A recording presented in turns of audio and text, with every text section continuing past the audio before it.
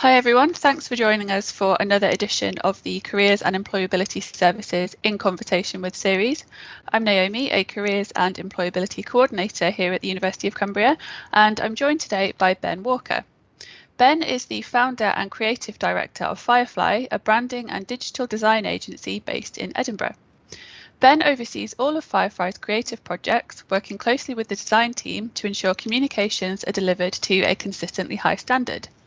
Renowned for his expertise in brand strategy, advertising, and digital, he has helped countless organisations to build brand awareness, connect with their target audience, and achieve long-term commercial success. In addition to sharing his knowledge and experience through Firefly's social media platforms and journal articles, he has been involved in numerous educational initiatives. This has included temporarily standing in as Creative and Digital Industries lecturer at Borders College, delivering design lectures for BBC Make It Digital at Edinburgh College, and volunteering as a mentor for Creative Edinburgh.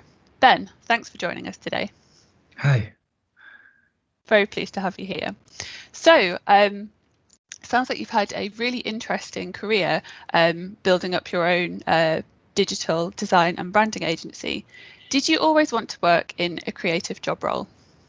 I think probably from maybe halfway through high school, I was pretty sure that I wanted to pursue a career in graphic design.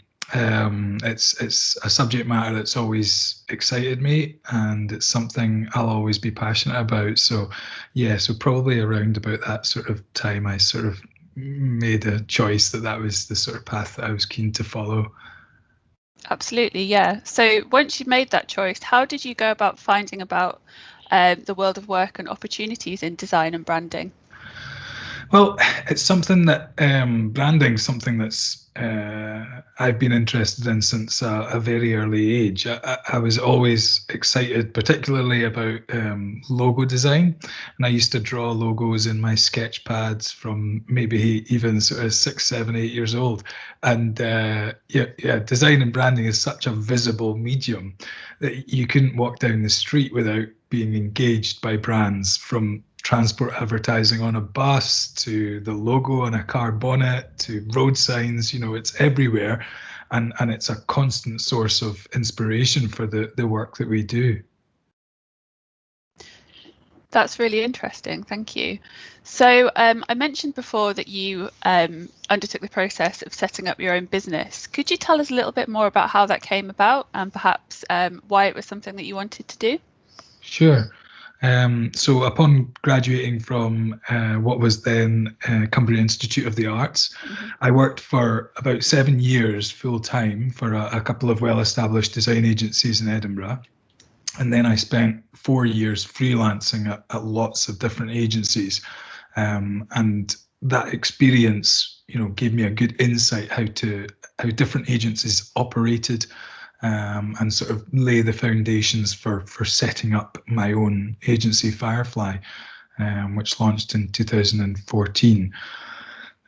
We have a small but very talented team, and we offer quite an extensive range of services, and that's great because it ensures our clients' communications they're delivered consistently across all channels, whether it's advertising, branding, video, design for print, whatever touch point their brand is being promoted on, it's produced in a consistent fashion. So that's maybe a bit different to some other agencies that specialize in solely, that you get lots of advertising agencies, or you'll get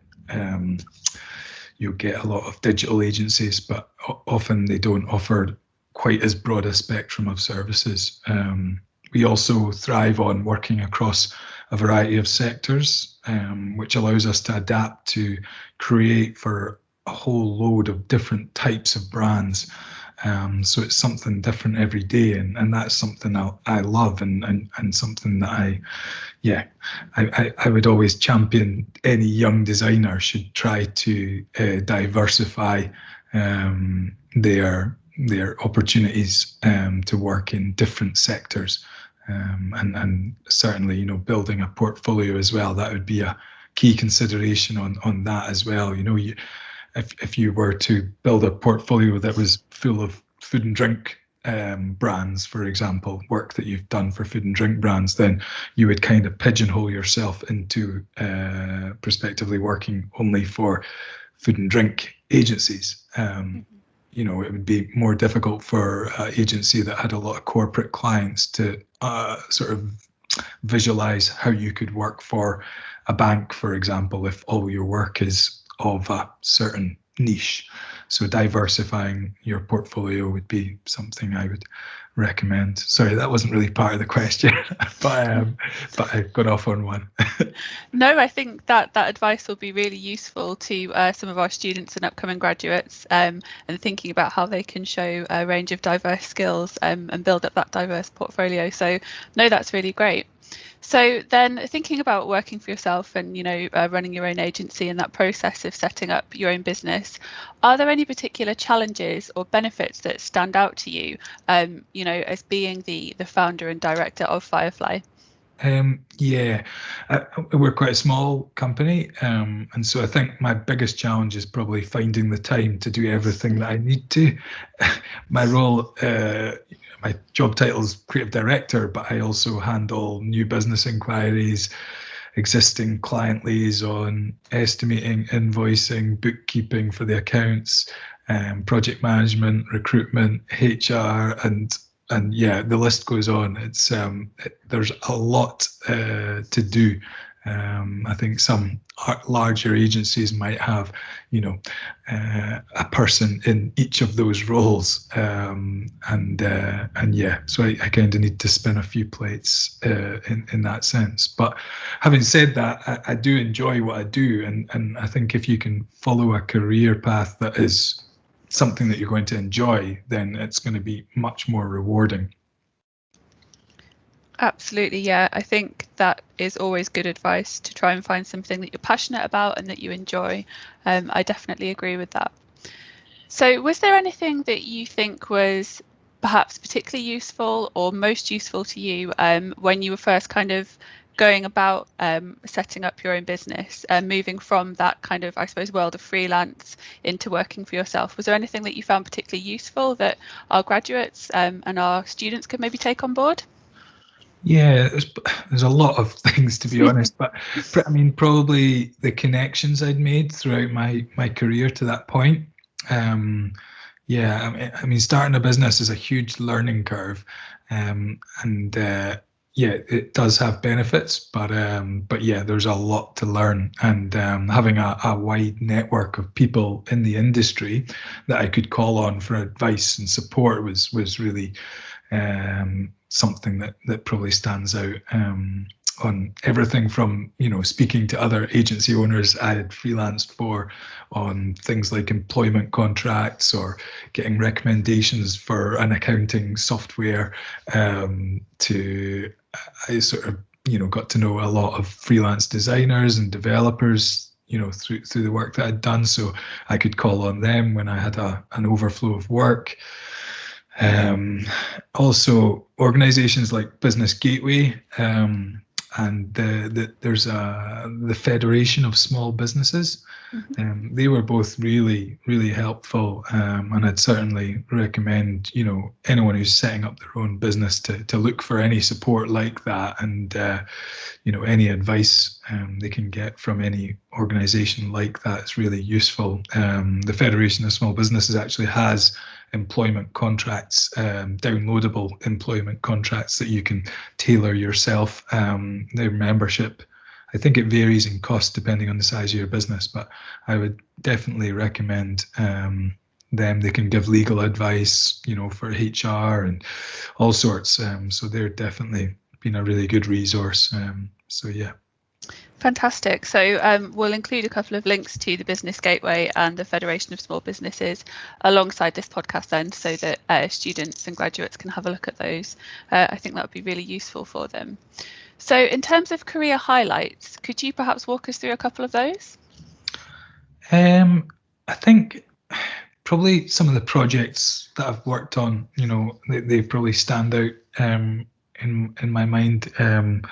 Creating brand guidelines for Dettol, Citizens Advice Scotland, and the Yorkshire Dales National Park were sort of really projects I was quite proud of. They were, guidelines documents varied in length from maybe 20 or 30 pages up to, I think the Yorkshire Dales National Park brand guidelines were about 120 pages long, and covered everything from signage to apparel and all sorts. So yeah, that was, they were nice projects where you get to really outline how a brand should be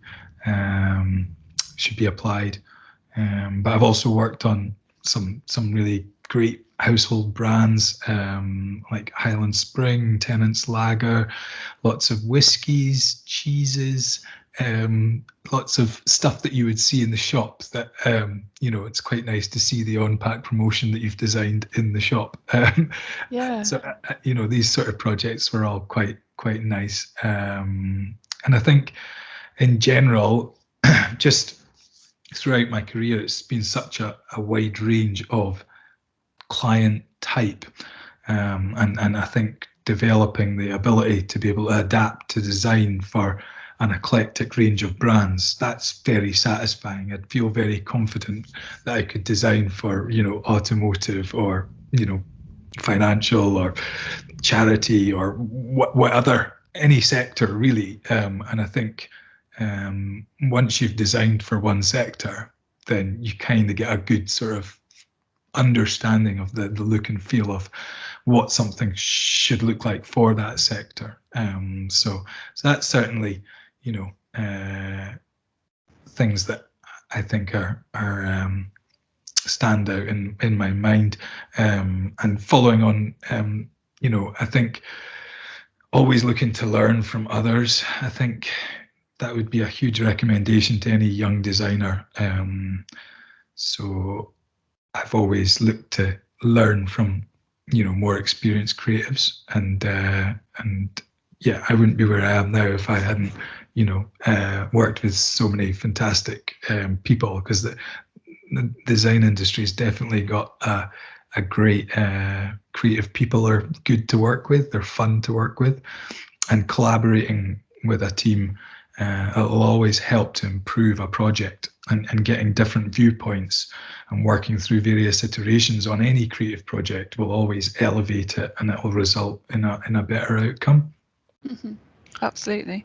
So I suppose it's about, working with people and going back to what you were saying before as well about developing relationships then and having those networks and connections there. Definitely, yeah. I think that's all sort of really, really important, and yeah, it is a fantastic industry to be in. So I'd heavily recommend it to anyone. So. Bro. And I'm getting the sense that your work involves a lot of variety and, as you've said, a lot of diversity. But is it possible to walk our listeners through maybe a typical work day for you, or perhaps some things that you are frequently involved in, perhaps for any students and upcoming graduates who are interested in working in an agency environment? Yeah, I'm not sure if I can. It's genuinely no day is the same. Partially because of the diversity of work that we do, but I guess currently, as we're working from home, my day is sort of made up of a lot of video calls, whether that's reviewing ongoing projects with designers or liaising with existing clients, or it could be new business calls. So I guess my schedule currently is sort of broken up amongst lots of video calls, and then I just try and fill the gaps with time to cover all the stuff behind the scenes for running a business. You're doing your accounting, sort of bookkeeping, and all this sort of stuff as well. I write a lot of emails. It's maybe not sounding it doesn't sound as exciting, but I think if we were in the studio, it would be a bit different. But yeah, I feel like I've dodged that question a bit. But No, it's fine. there generally isn't any sort of day that's the same as the previous one. Yeah, it's different every day.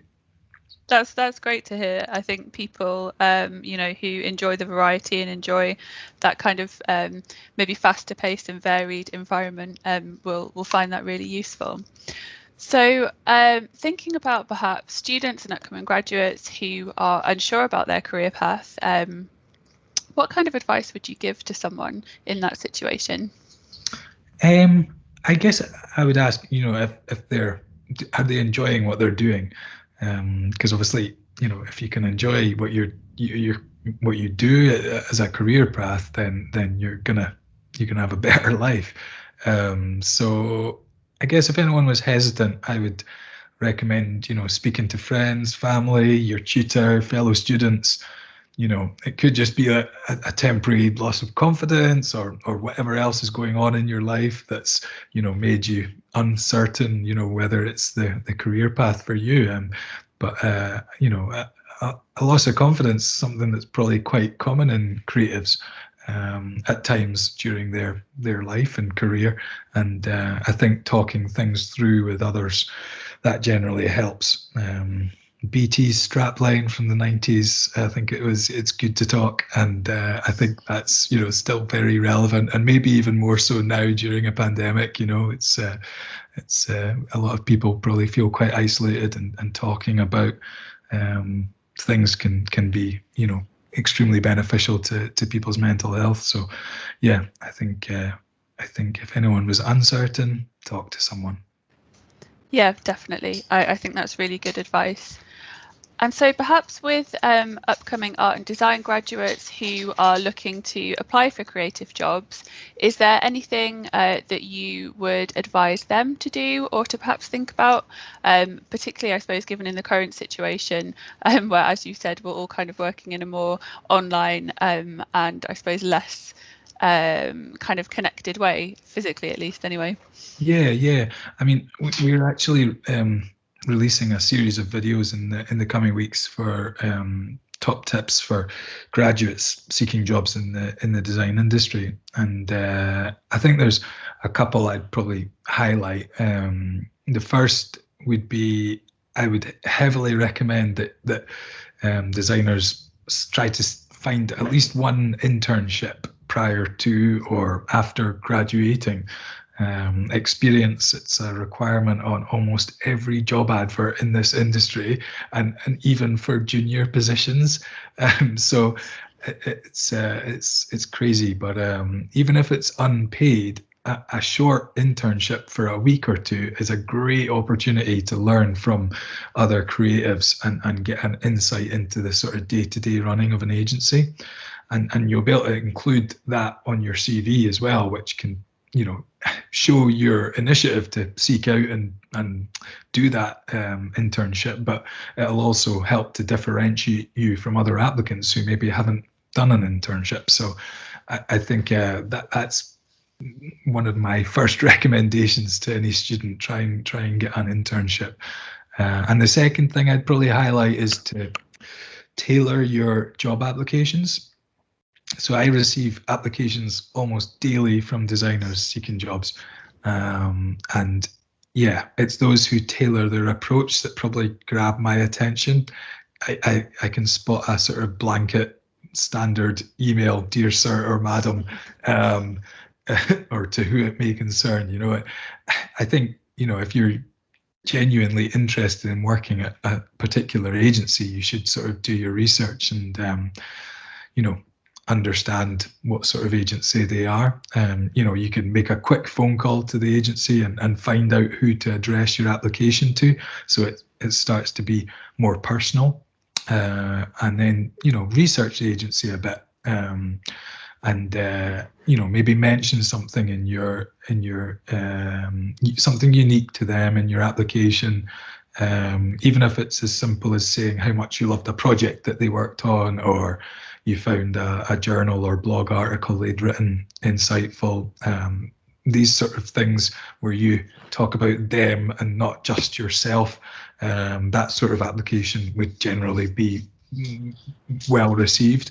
And I think putting in that little bit of extra work at that stage, instead of sending the blanket email, it'll demonstrate that you've spent time getting to know the agency. So it'll increase the likelihood you'll get a response. And I think tailoring it. I've even had applications where someone's named the wrong agency Oh no, in that's their awkward. application, in their email. So attention to detail for me is like really important in our line of work. You make a mistake and someone gets 5,000 reports printed, then it can be quite costly. So you have to try and rule out those mistakes. So if someone is going to name the wrong agency when they apply, then it's so I think tailoring applications is important. Yeah, absolutely. And that's the type of advice that we give out as well. And something that, with some time and with some attention is something that graduates can really work on. And as you've kind of highlighted, it can really help their chances of success as well. So yeah, brilliant advice. So as we wrap up then, do you have any advice for our class of 2021 about their career planning? Again, I suppose thinking about the different type of world that we seem to be heading into at the moment. Yeah, for sure. I mean, in some ways, I think that the pandemic has actually had a positive effect in some ways for those graduating. Might sound like a strange thing to say, but the majority of companies have moved to sort of full-time working from home. And I reckon it'll be quite likely that a lot of these agencies and companies will continue to offer that way of working, even when things hopefully return to normal before too long. We'll certainly, as a company, we'll certainly do that. And so it could mean that you have more opportunities to work, not just for a company local to you in the UK, but potentially for an agency in the USA or Australia or wherever else for that matter. So I think, remote working is just becoming much more common. And so, in some ways, it maybe opens up opportunities a bit more. On the downside, I think interviews, they'll likely be over video call, and there's less opportunity to build a rapport with someone when you're not face to face with them.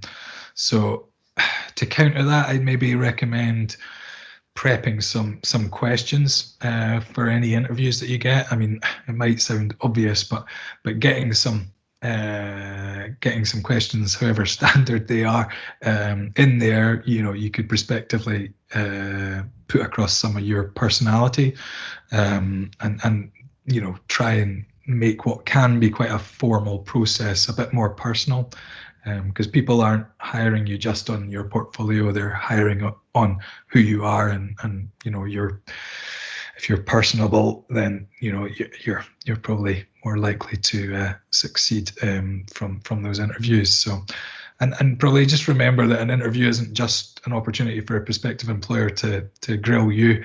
It's also a chance for you to work out whether the role and agency are the right fit for you. So definitely prepping some questions, and they could be quite similar for each interview you have.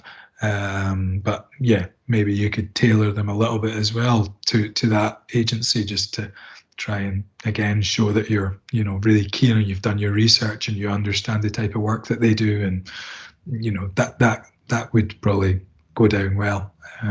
You would be expected to have at least one question, and generally at the end of the interview process they ask, and do you have any questions for us? So yeah, I think that would be a good way of getting your personality in there. Definitely, yeah. And I like the point that you raised there as well about getting a feel of whether it's the right place for you and whether it's something that somewhere that you'd feel comfortable working with. I think that's really important as well if we're thinking about jobs that we're going to enjoy and get the most out of. So yeah, great advice. Good stuff. Good stuff. Great. Well, thank you very much, Ben. That's all from me. It's been really great to have you on our series, and I'm sure the information that you shared with us will be really useful for our students and upcoming graduates. That's perfect, Naomi. Thank you. Thanks very much.